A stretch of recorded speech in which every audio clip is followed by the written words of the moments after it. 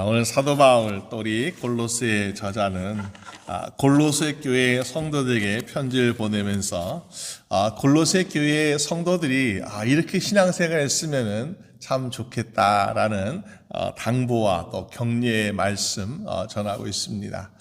우리가 신앙생활 하면서 여러 가지 문제를 만나기도 하고 어려움 만나기도 합니다. 그럴 때마다 우리는 뭔가 세상의 사람들보다 다른 방법으로 문제를 해결하고 또 접근을 다르게 하는 것이 옳지 않는가라는 생각을 해보게 됩니다. 우리가 살면서 그런 것이 필요한데요. 오늘 몇 가지의 말씀 우리에게 전해주고 있는 것 같아요. 9절 말씀 보니까 하나님의 뜻을 아는 것으로 채우게 하시고, 우리 안에 채울 것이 바로 하나님의 뜻을 아는 것으로 채웠으면 좋겠다라고 이야기합니다.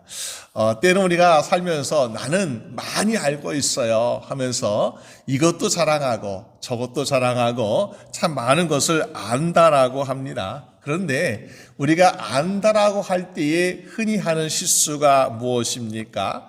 우리 자신에 대해서도 잘 모를 때가 있고요. 정말로 하나님에 대해서 너무너무 모를 때가 많이 있습니다. 특히 신앙생활 10년, 20년 하다 보면은 난 신앙생활 이만하면 다 아는 것 같아.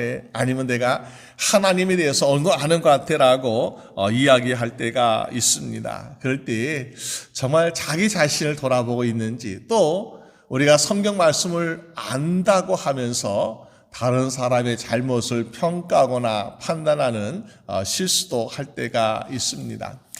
가끔 신앙 상담하면서 어떤 집사님이나 성도님들이 묻습니다. 목사님, 제가 요즘 이런 문제 가지고 이거 선택해야 되는데 하나님의 뜻이 무엇인지 모르겠어요. 하나님의 뜻을 어떻게 하면 알 수 있을까요? 좀 알려주세요 라고 그런 질문을 해볼 때가 있습니다. 그럼 저는 속으로 뭐라고 생각할까요? 집사님, 나도 하나님의 뜻을 모르는 내가 어떻게 하나님의 뜻을 안다라고 말할 수 있겠습니까? 라고 말하고 싶어요.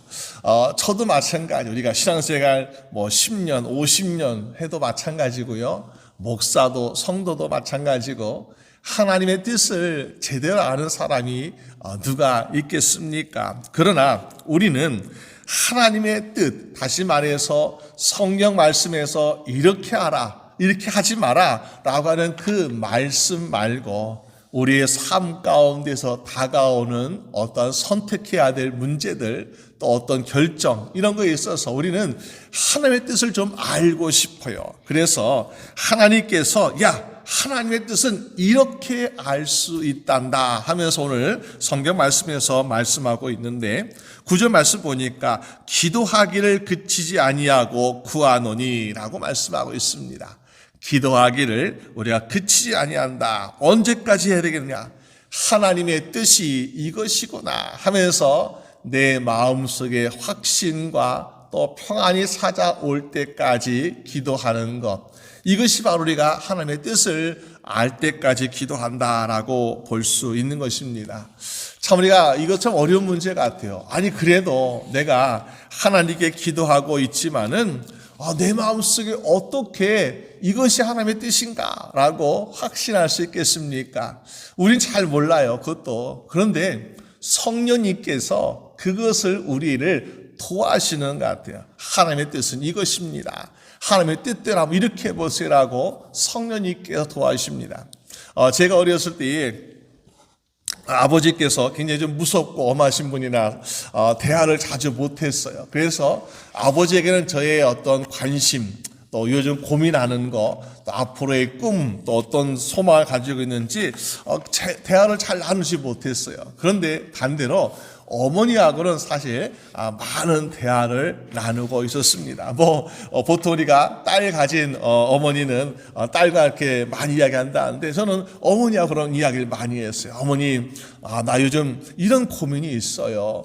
이런 거 내가 앞으로 하고 싶은데 과연 이거 내가 할 수 있을까요? 하면서 여러 가지 이야기를 나누면서 뭔가 좀 듣고 싶어요. 그래, 너 그거 해라. 너 그거 했으면 참 좋겠다라는 이야기를 듣고 싶은데 쉽게 또 말을 해주지 않으십니다. 근데요, 조금 후에 이제 어머니께서 아버지와 깊이 이야기하시더니 이제는 저에게 이야기해 줄 때가 있습니다. 그래, 아버지의 뜻이 이런데 아버지는 이런 거 했으면 참 좋겠다고 말씀하시는구나. 그러면 제가 그때 마음에 확신이 드는 거야. 그래, 아버지 어머니가 내가 이렇게 하는 것을 원하시는구나, 기뻐하시는구나 하면서 그때부터는 진짜 생각만 하는 것이 아니라 그것을 위해서 열심히 노력하기도 하고 또 실천할 수 있는 그런 때가 있었던 것을 자주 보게 됩니다. 성령님의 도우심, 바로 그런 거 아닐까요? 우리가 하나님 아버지, 정말 전능하시고 또 경외하는 하나님 아버지신데 그 아버지 뜻을 우리가 안다는 것이 너무 어렵죠. 그런데 성령님께서 어떻게 합니까?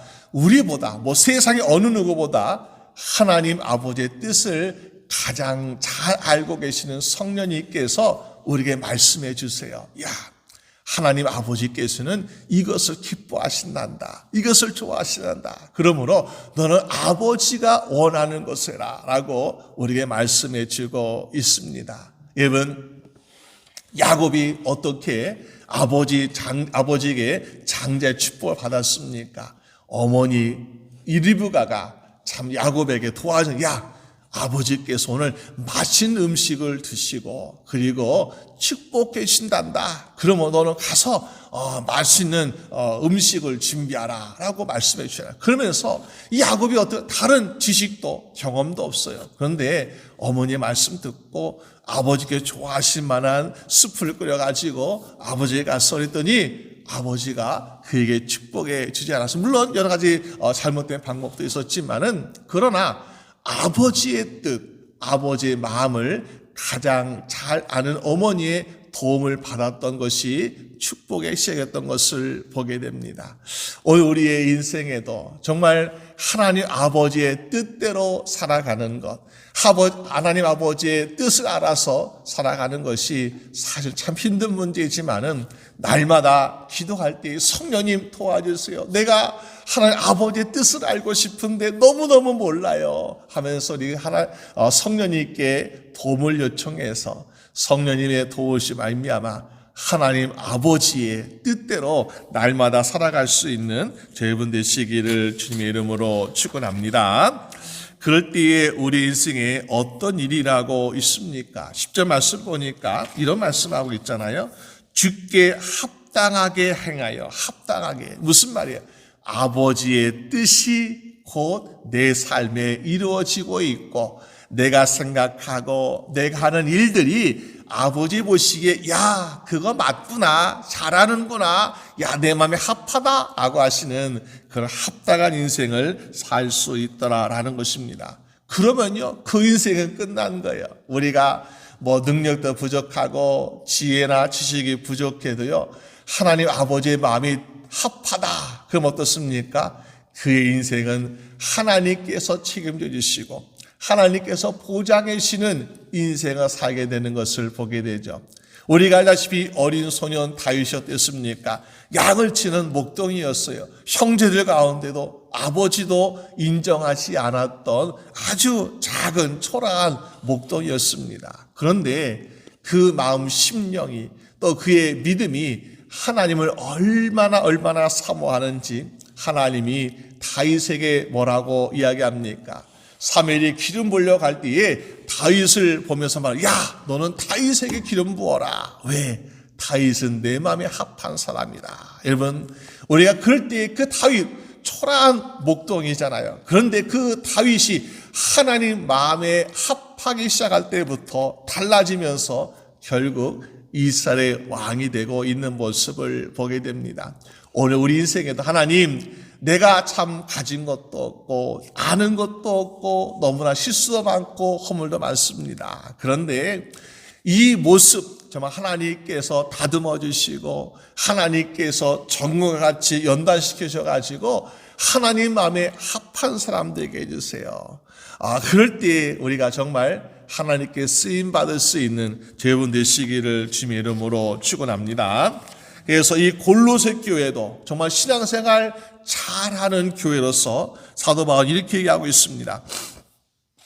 1장 6절 말씀 보니까 그 앞에서 말하고 있죠. 이 복음이 이미 너에게 이름에 너희가 듣고 참으로 하나님의 은혜를 깨달은 날부터 너희 중에서와 같이 또한 온 천하에서도 열매를 맺어 자라는도다.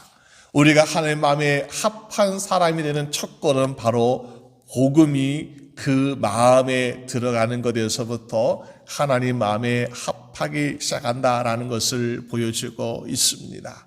세상에서 나 잘생겼어요, 나 아름다워요, 나 이렇게 높은 사람이요, 나 이렇게 많은 거 가졌어요, 나 좀 하나님 잘 봐주세요, 이것이 아니에요. 나는 하나님을 모릅니다, 난 예수님을 모릅니다, 이런 사람이 아니라 예수 그리스도의 복음이 그 심령에 들어가서 날마다 하나님의 은혜 안에 살아가는 인생이 될 때에 아무리 못생겨도요, 아무리 아는 것이 없어 실수가 많아도요, 하나님께 야, 내 마음에 합한 사람이야 라고 하나님께서 인정해 주고 계시더라라는 것입니다. 그럴 때에 무엇을 한다고요? 열매를 맺어 자라나기 시작하는 인생을 살고 있다라고 말씀하고 있습니다. 우리의 인생은 그러므로 복음이 들어가야 돼요. 우리 심령 속에, 또 우리의 가정에도, 우리 교회도 이 복음의 씨앗이 잘 자라서 좋은 열매를 맺을 수 있어야 결국에 하나님께서도 인정하시는 인생을 우리가 살 수 있더라라는 것입니다. 그러면은 우리가 이 복음이 잘 들어가야 또 좋은 열매 맺을 수 있는데, 오늘 보니까는 모든 선한 열매라고 말씀하고 있어요. 선한 열매. 여러분, 복음은 들어가는데 이 복음이 자라나서 좋은 열매가 된다는 것이 얼마나 어렵습니까? 제가 예전에 산에 올라가서 시골에서 이제 밤나무 밑에 밤송이가 많이 떨어져 있는 것을 보고 이제 그 밤송이를 껍질을 까가지고 또 밤을 이렇게 주워서 모아서 가져갔습니다.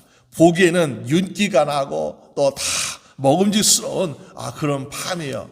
야, 오늘 내가 밤을 참 많이 수확했구나. 그런데 이 밤의 껍질을 또 이제 싹 까봅니다. 이 두꺼운 딱딱한 껍질을 까보니까 거기에는 정말 맛있어 보이는 좋은 열매도 있는가 하면은 어떤 것은 벌레 먹은 거 있고요, 어떤 것은 속이 썩은 것도 있고, 겉으로 봐서는 알 수가 없더라고요. 진짜 알맹이를 까봐야만이 이게 먹음직한 열매인지 아니면 나쁜 열매인지 그때 보여지는 것입니다. 그래서 우리가 이 겉으로 봐서는요 알 수 없어요. 우리 신앙생활을 누가 신앙생활 오래 했다, 누가 기도 많이 하는 것 같다, 누가 신앙생활 잘하는 것 같다, 이거 봐서는요 참된 신앙생활 우리가 구분하기 어렵습니다. 여러분, 복음도 마찬가지 같아요. 복음, 우리가 골로새 교회에 복음이 들어갔어요. 복음의 씨앗이 들어갔어. 야, 복음의 씨앗 들어갔으니까 좋은 열매 맺겠지. 그런데 이 골로새 교회에 다른 복음이 또 들어가고 있어요. 좋은 복음, 순수한 복음, 진리의 복음이 있는가 하면은 다른 거짓 이단의 복음들이 겉으로는 껍질이 윤기나고 반짝반짝 빛나고 똑같아 보이는데 다른 복음이 들어가서 함께 곪고 썩고 있는 그런 모습을 볼 수 있지 않습니까? 여러분, 이러한 것을 우리는 경계하고 조심해야 된다. 그래야만이 우리가 어떻습니까? 나중에 선하고 좋은 열매를 맺을 수가 있는 것을 보게 되죠. 때로는 그런 나쁜 열매들, 그런 거짓 이단 그런 것을 통해서 우리의 성도들 가운데도 상처를 입기도 하고, 때로는 신앙이 좀 무너지는 그런 사람들도 볼 때가 있습니다. 그러면은 야, 저거는 상했으니까 버려야 돼, 포기해야 돼, 그럴 수 없잖아요. 예전에 보니까는 한국의 여름철에 이제 비가 많이 오면은 홍수 나죠. 그래서 물이 이제 논 같은 경우에는 이제는 가을 추수를 위해서 열심히 태양볕을 맞춰서 곡식이 익어가고 있습니다. 이제 조금만 있으면은 이 추수를 할 때가 다가오는 것 같아요. 근데 꼭 그럴 때 보면은 홍수가 나요. 비가 많이 와요. 그러니까는 어떻습니까? 이제 반듯하게 서가지고 나 좀 내 열매를 거둬주세요 하고 이제 볕단이 막 서 있는데, 벼들이 서 있는데, 근데요 물에 한번 잠기니까 쑥 다 무너져요. 그러니까는 이 농부의 심정은 얼마나 아프겠어. 야, 조금만 있으면 내가 이제 열매를 거둬야 되는데 이제 벼가 물에 잠겨가지고 이제 다 기가 죽어서 쓰러지고 그리고 썩어져 가고 있으니 얼마나 힘들겠습니까? 그러면 포기해. 야, 저거 상했으니까 버려야 돼. 아니죠. 포기할 수 없어요. 그 볕단을 다시 이렇게 세우고 또 볕단 하나가 혼자 힘이 너무 약하니까 벼를 2개, 3개, 5개, 10개 같이 모아가지고 묶어서 또 세워줍니다. 그러면요, 그렇게 다 무너졌던 볕단이 묶어서 다시 세워지게 되면은 이제 다시 햇볕을 받고 다시 열매가 잘 익어가지고 가을에 무사히 추수하게 되는 것을 보게 됩니다. 우리 신앙도 마찬가지인 것 같아요. 우리 신앙도 우리 성도들 가운데 어떤 분은 신앙이 뭐 쑥쑥 자라는 사람도 있잖아요. 복음을 잘 듣고 그렇지만은 복음이 좀 약하게 들어서 영양실처럼 우리가 부족한 것도 있고요. 또 다른 복음을 받아들인 것처럼 우리가 정말 잘못된 생각, 잘못된 신앙 때문에 마치 실망하고 낙담하고 또 쓰러지는 그런 삶을 사는 사람도 있습니다. 그럴 때에 우리가 혼자서는 할 수 없지만은 그러나 옆에서 같이 세워지고 같이 묶어지면 어떡합니까? 그러면요, 주님이 추수할 때까지 훌륭한 곡식이 되어서 주님께서 기뻐하시는 열매가 다 될 줄로 믿습니다. 그래서 어떡합니까? 그러면 어떻게? 그때는 우리는 우리는 선한 열매다라고 인정받게 된다는 것이요. 여러분, 오늘 우리의 신앙 가운데 그런 선한 열매 맺는 인생 되는 것도 오늘 성경에서 뭐라고 말합니까? 주님께서 합당하게 행하는 것. 합당히 행하는 건 다른 거 없는 것 같아요. 합당하는 것은 복음이 들어가는 것이고 그리고 우리의 삶 가운데 하나님께 여쭈어봐야 돼요. 기도하면서 하나님, 내가 오늘 이것을 하려고 하는데 하나님 이거 기뻐하십니까? 내가 이것을 결정하려고 하는데 하나님 이거 옳은 것입니까? 매일같이 물어보는 거 하나님한테 기도하면서 하나님 이것도 할까요? 저거 하지 말까요? 물어봐. 하나님께 음성 주시잖아요. 마음속에 확신을 주시기도 하시고 평안을 주시기도 하고. 근데 반대로 마음에 확신도 없고 마음에 평안이 없으면요, 하나님께서 원치 않을 때가 있는 것을 보게 되죠. 그러면 하나님의 뜻대로 기도하고 뜻대로 행하게 되면 어떻습니까? 결국에는 하나님께서 합하신 인생이 되기 때문에 결국 우리는 선한 열매 맺는 인생이 될 줄로 믿습니다. 11절 말씀 보니까 그 영광의 힘을 따라 모든 능력으로 능하게 하시며 기쁨으로 모든 견딘과 오래 참음에 이르게 하시고 라고 말씀하고 있습니다. 우리가 영광의 힘을 따라 모든 능력으로 능력 참 좋죠. 우리가 무슨 일든지 능력이 있으면 얼마나 좋습니까? 능력이 있으면 기적이 일어날 수 있는 것이죠. 우리가 그런 능력의 삶을 살기를 원하는데 그러기 위해서는 어떻게 합니까? 하나님의 인생에 하나님의 영광의 힘을 따라 영광의 힘, 하나님께서 영광 받으실 만한 뭔가 있어야 돼요. 그것도 바로 기도 생활이라는 거죠. 우리가 잘 아시는 수만 번의 기도의 응답 받았던 조지 뮬러라는 사람이 있습니다. 이 사람이 어린 아이들, 고아들 돌보는 고아원을 하고 있었는데 겨울철에, 이런 겨울철에 하필 보일러가 고장이 났습니다.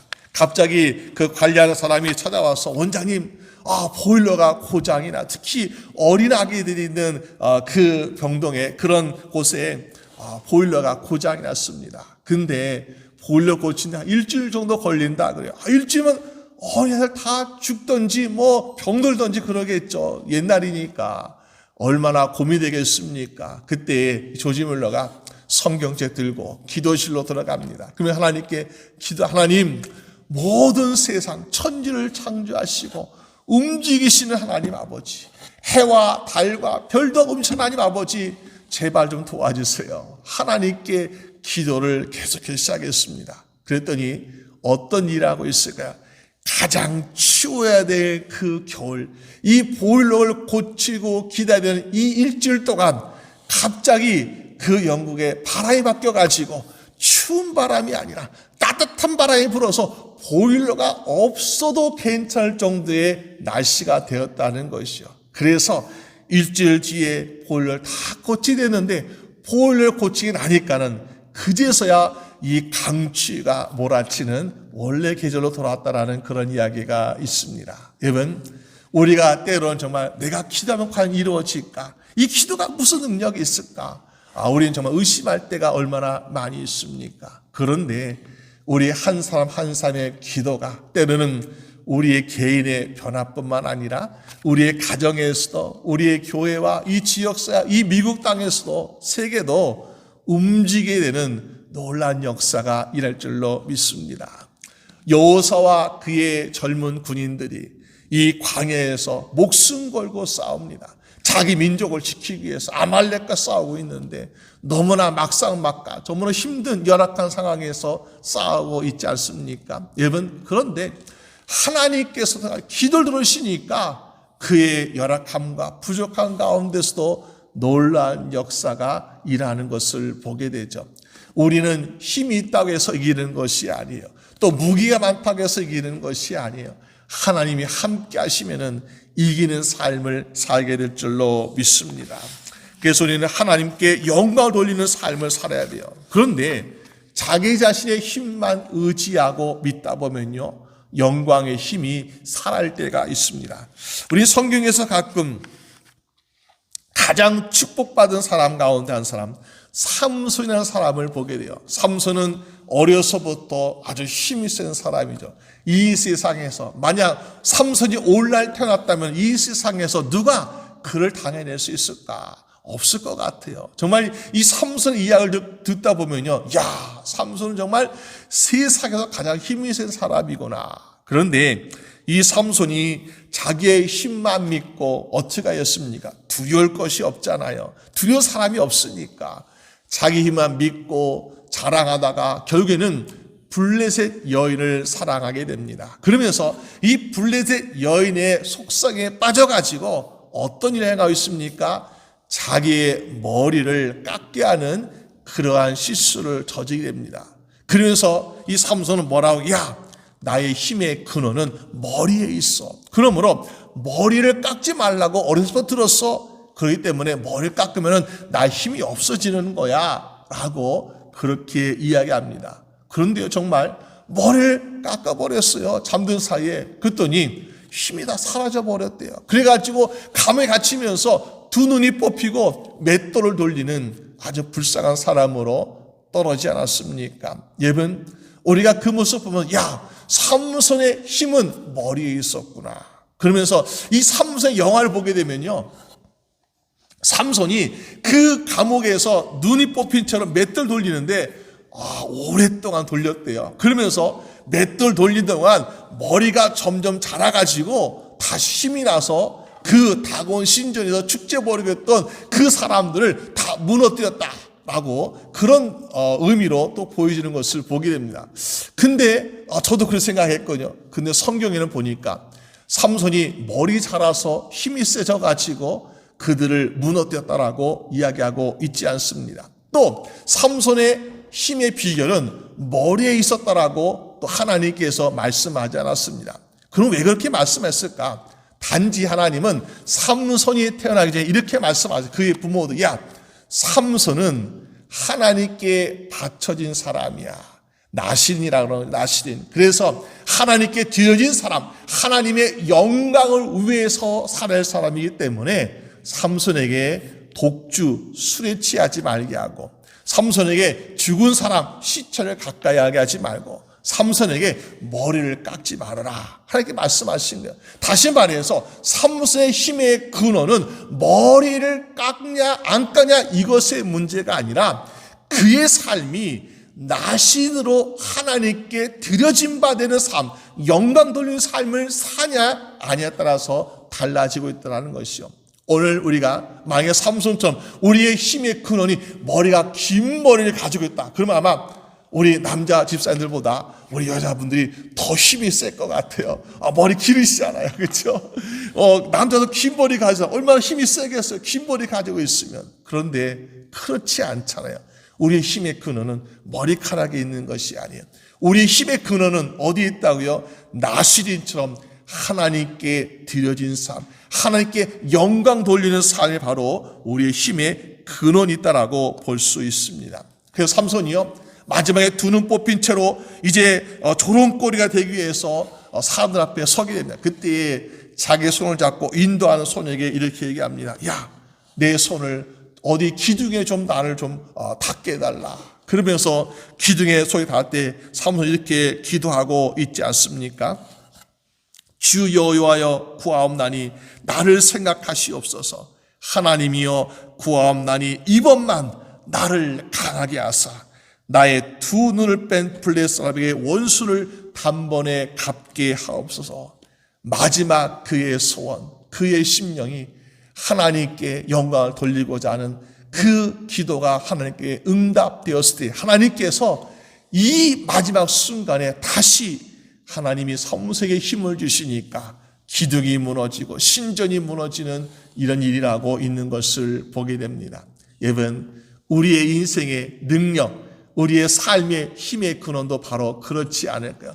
내가 잘 살아보겠다고, 내가 해보겠다고, 내 능력으로, 내 힘으로 사는 인생이 아니라 하나님 오늘도 하나님께 드려진 바 삶이 되기를 원합니다. 나시린처럼 하나님께 내가 거룩한 삶, 하나님께 영광 돌리는 삶을 드리길 원합니다. 그때 하나님께서 우리의 삶에 지혜도 주시고 능력도 주시고 모든 걸 더해주시 말미암아 날마다 이기는 삶을 살게 하여 줄 줄로 믿습니다.